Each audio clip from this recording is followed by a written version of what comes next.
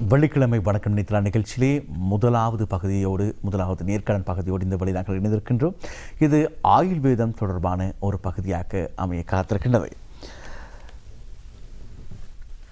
உலகிலே பிறந்த எல்லா குழந்தைகளும் நல்ல குழந்தைதான் மண்ணில் பிறக்கையிலே என்ற ஒரு அழகான ஒரு பாடல் வரியை நாங்கள் கேள்விப்பட்டிருப்போம். அது எந்த பெற்றோருக்கு பிறந்திருந்தாலும், எந்த நாட்டில் பிறந்திருந்தாலும், எந்த நிறத்தில் பிறந்திருந்தாலும் எல்லா குழந்தைகளையுமே இறைவன் தந்த குழந்தை தான். அந்த குழந்தைகள் சில நேரங்களில் விசேட தேவையுடைய பிள்ளைகளாக இறைவன் படைத்து விடுகின்றான். ஆகவே இந்த விசேட தேவைக்குரிய பிள்ளைகளை அவருடைய தேவைகளை பூர்த்தி செய்ய வேண்டியது நம்முடைய கடமை. ஆகவே இந்த விசேட தேவைக்குரிய பிள்ளைகளுக்காக மிக மிக ஒரு முக்கியமாக ஒரு சேவை வழங்கிக் கொண்டிருக்கின்ற ஒரு அதிதியை இன்று நாங்கள் நேர்காண காத்திருக்கின்றோம். விசேடமாக ஸ்ரீ லக்ஷ்மி மனித புனர்வாழ்வு நிலையம் என்கின்ற இந்த அமைப்பினூடாக ஆயுர்வேதம் சித்த மருத்துவம் தொடர்பான வைத்திய முறைகளை செய்வதோடு விசேட தேவைக்குரிய பிள்ளைகளுக்கான ஒரு சிறப்பான ஒரு மாற்றத்தையும் உருவாக்கி வருகின்ற டாக்டர் சிவா அவர்களைத்தான் நாங்கள் இன்று நேர்காண காத்திருக்கின்றோம். பொதுவாக இந்த புனர்வாழ்வு திட்டம் ஒவ்வொரு பிள்ளையின் தனித்துவமான தேவைகளை நிவர்த்தி செய்ய உருவாக்கப்பட்டிருக்கின்றது. இதுவரையிலும் 36 பிள்ளைகள் விசேட சிகிச்சைகள் மூலம் ஆதரிக்கப்பட்டுள்ளார்கள். எங்களின் சிகிச்சையாளர்கள் யோகா பயிற்சிகள், தனித்துவமான செயல்பாடுகள் மற்றும் தகுதியான மன வளர்ச்சி விளையாட்டுக்களை உள்ளடக்கி பிள்ளைகளின் வளர்ச்சியை ஊக்குவிப்பதாக ஸ்ரீ லக்ஷ்மி மனித புனர்வாழ்வு நிலையம் தன்னுடைய சேவையை தொடர்பாக அறிவித்திருக்கின்றதாகவே இவற்றை நடாத்துகின்ற ஆயுர்வேத வைத்திய அபிமானி தேசகீர்த்தி டாக்டர் பி சிவபாத சுந்தரன் அவர்களை இந்த வழி நாங்கள் பணிபண்போடு தேசிய அலைவரிசைக்கு வரவேற்கின்றோம். வணக்கம் டாக்டர். வணக்கம். நலமா இருக்கிறீங்களா? நலமா இருக்கும். சரி, இந்த ஸ்ரீ லக்ஷ்மி மனித புனர்வாழ்வு நிலையம் இது தொடர்பாக முதலில் பேசுவோம். ஸ்ரீ லக்ஷ்மி மனித புனர்வாழ்வு நிலையம் ஆரம்பிக்கும் போது ஸ்ரீ லக்ஷ்மி ஆயுர்வேதம் தான் நாங்கள் ஆரம்பித்தோம். 2018 ஆரம்பித்து நாங்கள் நிறைய பேரை ஆயுர்வேத சித்த வைத்தியம் வர்ம சிகிச்சை மூலம் நிறைய பேரை நாங்கள் சுகமாற்றிருக்கோம். ஏறத்தாழ இப்போ 20,000 பேர் சுகமாற்றிருக்கோம். அதோட நாங்கள் நிறைய பக்கவாத நோயாளர்களை தான் சுகமாற்றினோம். இப்போ பக்கவாத நோயாளர்கள் கிட்டத்தட்ட ஒரு 4,000 பேர் இப்போ நாங்கள் எங்களோட ட்ரீட்மெண்ட் மூலம், எங்களோட சிகிச்சை மூலம், வர்ம சிகிச்சை மற்றும் சித்த வைத்தியம் மூலம் நாங்கள் சுகமாற்றிருக்கோம். அதே டைமில் தான் எங்களுக்கு இந்த ஒட்டிசம், டம் சிண்ட்ரம், இந்த விசேட தேவையுடைய பிள்ளைகளில் எங்களோட அம்மாமாருங்க கேட்டாங்க, உங்களுக்கு சுகமாற்ற முடியுமான்னு சொல்லி. நாங்கள் ஒரு பிள்ளையை ட்ரை பண்ணோம். இடுப்பு கீழே பிள்ளை இல்லாத ஒரு பிள்ளையை ட்ரை பண்ணால் அந்த பிள்ளை 8 வயசு. அந்த பிள்ளை பொடியனுக்கு தம்பிக்கு 8 வயசு. 8 வயசுக்கு கால் ரெண்டுமே வேலை செய்யாமல் இருந்தது. பிறகு அந்த வர்ம சிகிச்சையும் எண்ணெய் பூசி அதை செய்யவும் அந்த பொடியன் கால் கொஞ்சம் கொஞ்சமாக நடக்க தூங்கிட்டோம். பிறகு இப்போ அந்த தம்பி விவேகானந்த ஸ்கூலில் படிக்கிறார். இப்போ அதோடு தான் நாங்கள் நினச்சோம் இந்த ஸ்ரீ லக்ஷ்மி ஆயுர்வேதையை புனித நிலையமாக மாற்றணும்னு சொல்லி அந்த பிள்ளைகளை நாங்கள் அறிவித்து இப்போ கிட்டத்தட்ட 36 பிள்ளைகள் இருந்தப்போ 44 பிள்ளைகள் இருக்காங்க.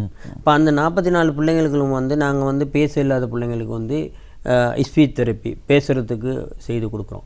இப்போ பேச இல்லாமல் வந்த பிள்ளைங்க இப்போ அம்மா தண்ணி தாங்க அப்படிலாம் பேசுகிற அளவில் கொண்டு வந்திருக்கோம். அதே போன்று நாங்கள் பிள்ளைகள் நடக்க இல்லாமல் இருந்த பிள்ளைகளை இப்போ நடக்க வச்சுருக்கோம். இப்போ ஒரு அம்மா கிட்டத்தில் என்கிட்ட சொல்கிறாங்க, 14 வருஷமாக பெம்பஸ் போட்டிருந்த பொடியன் இப்போ தனியாக அவன் வாஷ்ரூம் போகிறவன். அப்போ சந்தோஷம் தானே. அந்த பெம்பஸ் இல்லாமல் நடக்கக்கூடிய நிலைமையை உண்டாக்கியிருக்கோம். இப்போ நாங்கள் என்ன செய்கிறோம்னா இந்த பிள்ளைகளை சமூகத்துக்கு கொண்டு வரணும். இந்த வீட்டுக்கு இந்த மாதிரி ஒட்டிசம், டவுன் சிண்ட்ரம் பிள்ளைங்களை ரூமில் தான் வச்சுருக்குறாங்க, வெளியே காட்டுறதே இல்லை. அப்போ நாங்கள் வெளியே அந்த பிள்ளைகளையும் நாங்கள் சமூகத்துக்கு கொண்டு வரணும்னு சொன்னால் அந்த பிள்ளைகளை நாங்கள் நடக்க இல்லாத பிள்ளைங்களை நடக்க வைக்கணும், பேச இல்லாத பிள்ளைங்களை பேச வைக்கணும். இந்த மாதிரி வேலைகளை தான் நாங்கள் செய்கிறோம். அதோடு சேர்ந்து நாங்கள் என்னென்னா நிறைய பார்க்குறோம். என்னென்னா இந்த பிள்ளைகளை எடுத்துக்கிட்டிங்கன்னா அவங்க 100 பிள்ளைகள் இருந்தால் 100 பிள்ளையும் 95 பிள்ளைகளும் ஏழை பிள்ளைகள். ஒரு மறந்த ஒரு விட்டமினை வாங்கி கொடுக்கறதுக்கு வசதி இல்லாத பிள்ளைகள், வறுமை கோட்டுக்குள்ளே வாழுகின்ற குடும்பத்தை சேர்ந்த பிள்ளைகள். ஆகவே இந்த பிள்ளைகளை நாங்கள் இலவசமாகவே இப்போ இலவசமாகவே அது செய்கிறதுக்காக நாங்கள் அரசாங்கத்தை அங்கீகாரத்தோட ஸ்ரீ ஆயுர்வேதிய ஸ்ரீ லக்ஷ்மி மனித புனர்வாழ்வு நிலையமாக மாற்றி அதை ரெஜிஸ்டர் பண்ணி அதுக்கப்புறம் நாங்கள் இப்போ வந்து அந்த பிள்ளைகளுக்கு ஒவ்வொரு சனிக்கிழமையும் பிள்ளைகளுக்காக விசேட தேவைகளுடைய பிள்ளைகளுக்காக நாங்கள் கிளாஸ் நடத்துகிறோம். எத்தகைய வகுப்புகள்? அதில் வந்து யோகா, வைத்திலிங்கம் ஆசிரியர் யோகா படித்து கொடுக்குறாரு. அதே மாதிரி தேவி டீச்சர்னு சொல்லி அவங்க வந்து கவுன்சிலிங் அந்த பிள்ளைகளுக்கு மன வளர்ச்சி சம்மந்தமாக படிச்சுக்கோங்க. அதே மாதிரி தேவி டீச்சர், சுரங்கனி டீச்சர்னு சொல்லி அவள் வந்து சங்கீதம், பிள்ளைகளுக்கு அந்த சங்கீதம் தேவை தானே. இப்போ சங்கீதம், மன சந்தோஷம், அது மாதிரி எங்களை செய்கிறோம். அதோட மாதிரி இப்போ நாங்கள் உடற்பயிற்சி சம்பந்தமாகவும் இப்போ நாங்கள் அங்கே எல்லாம் செய்து இப்போ உடற்பயிற்சி நிலையமும் ஆரம்பிச்சிருக்கோம். இப்போ பிசியோதெரப்பி, பிள்ளைகளுக்கு பிசியோதெரப்பி இப்போ இதெல்லாம் செஞ்சு இப்போ நிறைய இதுங்கள் இப்போ வந்து நிறைய பிள்ளைகள் சந்தோஷமாக இருக்கிறாங்க, பிள்ளைகள் பேசுகிறாங்க. அடுத்தது பிள்ளைகள் வந்து இப்போ மன வளர்ச்சி, அந்த பிள்ளைகள் வந்து ஒட்டெம்பராக இருப்பாங்க, என்னென்னா அதிக கோவங்கள். இப்போ அந்த பிள்ளைங்க வந்து நார்மல் ஆகிட்டாங்க. இப்போ முந்தி வந்து சாப்பாடை கையில் கொடுத்தா அடிப்பானுங்களாம் கீழே.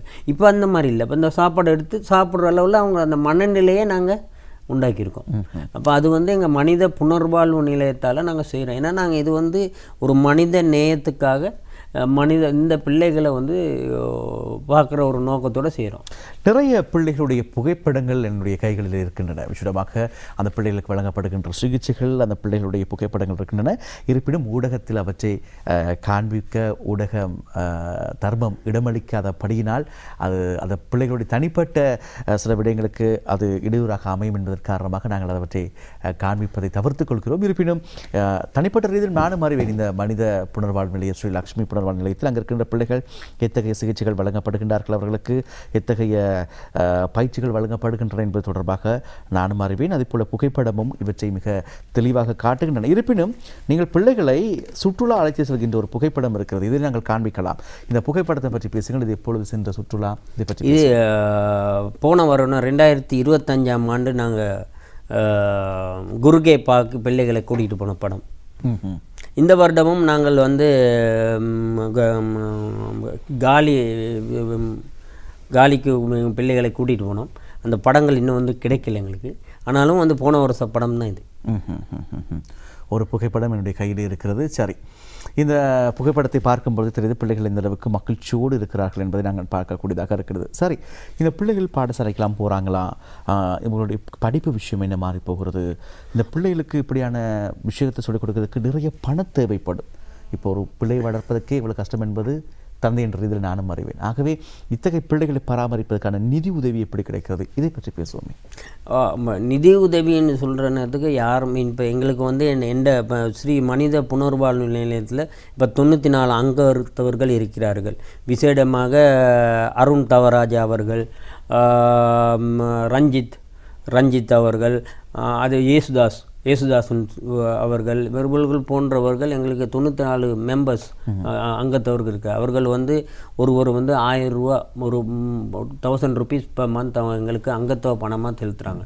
இப்போ அந்த பணத்து மூலயமா நாங்கள் வந்து சிறிய வேலைகளை செய்துக்கிறோம். அதே மாதிரி சித்த வைத்தியம் மூலம் கிடைக்கிற பணத்தையும் கொண்டு தான் அதை நீங்கள் சிகிச்சை அளிக்கிற சித்த வைத்தியத்தில் கிடைக்கக்கூடிய ஆதாயத்தை வருமானத்தை கொண்டு தான் இதை செய்கிறோம். ஒரு மாதத்துக்கு எப்படிங்க அவங்க கிட்டத்தட்ட ஒரு 1 லேக், ஒரு லட்சம் ரூபாய்க்கு மேலே காசு முடியுது. அதுக்கு செலவாகுது. ஒரு கிழமைக்கு ஒரு கிளாஸ் நடத்துகிறதுன்னு சொன்னால் 25,000 காஸ்ட் ஆகுது. அப்போ 25,000 காஸ்ட் ஆனால் எல்லா டீச்சர்ஸ்மாருக்கெல்லாம் காசு கொடுக்கணும், எல்லாத்துக்குமே சம்பளம் அவங்க கொடுக்கணும். ஏன்னா ஒரு நாள் செய்யலாம், 2 நாள் செய்யலாம், 3 நாள் செய்யலாம். அதுக்கப்புறம் அதுக்காக அவர்களுக்கும் ஒரு குடும்பம் இருக்கிறது. ஆகவே அவர்கள் எல்லோருக்கும் அவர்களுடைய வருமானத்தை கொடுக்க வேண்டும். ஆகவே ஒரு கிழமைக்கு எங்களுக்கு ஒரு வகுப்பை நடத்துவதற்கு 25,000 30,000 இடையே காசு எங்களுக்கு பணம் தேவைப்படுகிறது. இடையில் அவர்களுக்கு சாப்பாடு கொடுக்கணும். ஒரு சில பிள்ளைகள் வந்து சாப்பாடு கிடைக்கிறதே இல்லை. இப்போ ஒரு நேரம் நல்ல போசாக்கு உணவை நாங்கள் சனிக்கிழமை அன்று அவர்களுக்கு பிள்ளைகளுக்கு கொடுக்கிறோம். அதுவும் எங்களுக்கு ஒரு சிலர் வந்து எங்களுக்கு வந்து தானாகவே சந்தோஷமாக சாப்பாடை மதிய உணவை வழங்குபவர்கள் இருக்கிறார்கள். எங்களுக்கு தேவை என்னவென்றால் நாங்கள் வந்து இப்போ இந்த மாதிரி பிள்ளைகளை வந்து இப்போ அம்மா அப்பா இருக்க மட்டும்தான் அந்த பிள்ளைகளை வந்து அம்மா அப்பாவுக்கு பார்க்கலாம். என்றைக்கு அவங்க அம்மா அப்பாவை பார்க்கல அது அன்றைக்கி நாங்கள் அந்த பிள்ளைகளை எடுத்து நாங்கள் பார்த்து அவர்களை சுகமளித்து அவர்களை நாங்கள் வந்து சமூகத்துக்கு கொண்டு வர வேண்டும் என்பதே எங்களுடைய குறிக்கோள். சரி, அதே போல் மற்றொரு கேள்வி.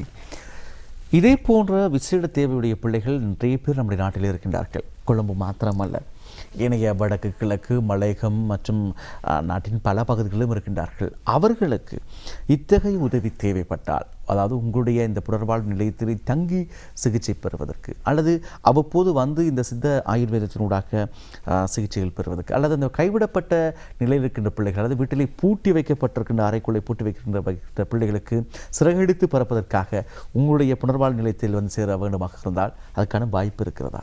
வாய்ப்பு இருக்கிறது.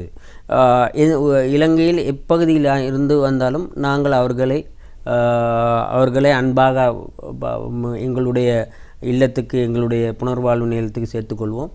அதோடு அம்மா அப்பா தந்தை தாய் அற்ற பிள்ளைகள் இருந்தால் அவர்களை நாங்கள் எங்களுடைய முழுமையாக அவர்களை பார்க்கக்கூடிய வசதி எங்களிடம் உண்டு, நாங்கள் பார்க்கலாம். அம்மா அப்பா இல்லாதவர்களை, தாய் தந்தை இல்லாதவர்களை அவர்கள் எங்களோட இருக்கலாம்.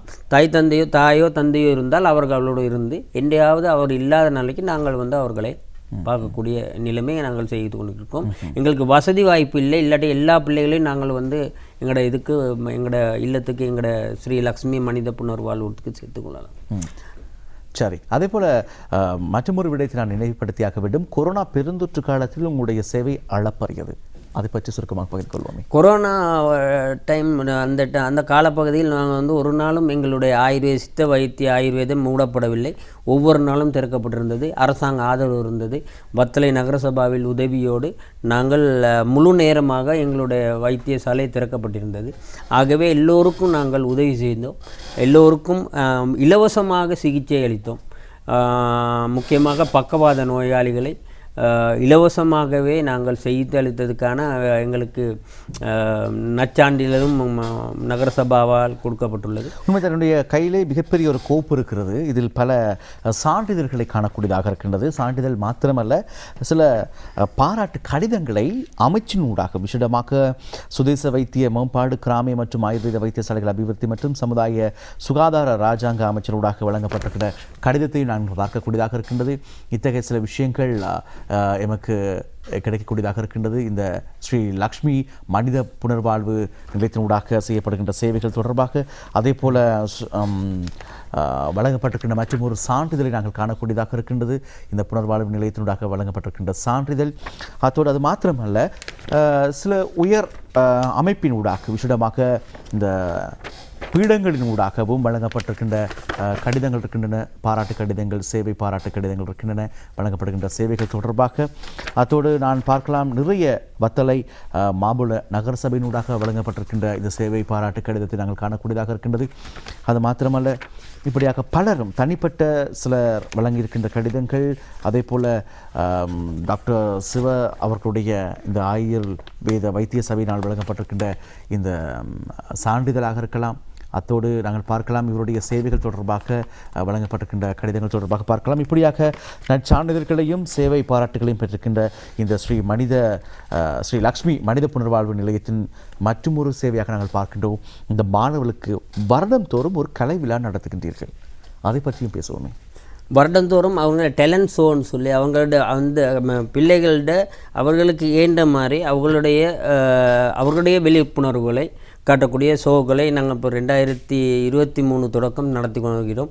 2023ஆம் ஆண்டு தொடங்குகிறோம். அதே போன்று 2024, 2025, 2026 இந்த வருடம் நடத்திய இதுக்கு நம்மளோட பிஷப் ஆயர் பிஷப் ஆண்டனி ஜெயக்கோடி பிஷப் ஆயர் அவர்கள் கலந்து கொண்டு சிறப்பித்தார். அதே போன்று அவரும் சொன்னார், அவரும் எங்களுக்கு நிறைய உதவிகளை செய்து தருகிறேன். இந்த பிள்ளைகளை பார்த்து இந்த பிள்ளைகளுக்காகவே வந்தார். அவருக்கு எவ்வளோ வேலை இருந்தும் அவர் இந்த ஆயர் அவர்களை நன்றி சொல்ல வேண்டும்.